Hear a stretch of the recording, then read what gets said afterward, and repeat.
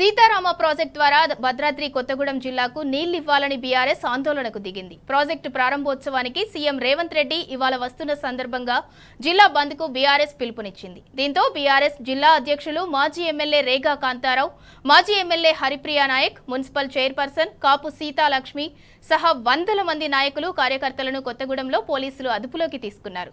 ఈ సందర్భంగా బీఆర్ఎస్ జిల్లా కార్యాలయం దగ్గర ఉద్రిక్త పరిస్థితి ఏర్పడింది.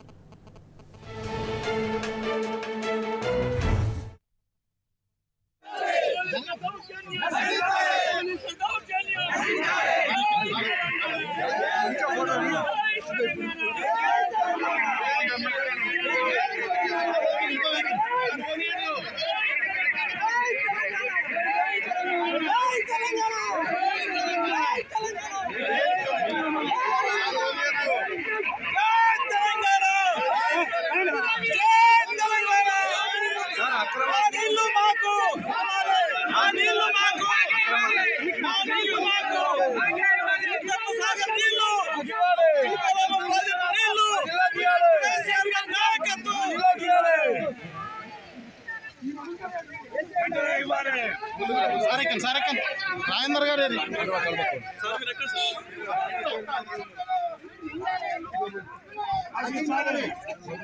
ఉందండి.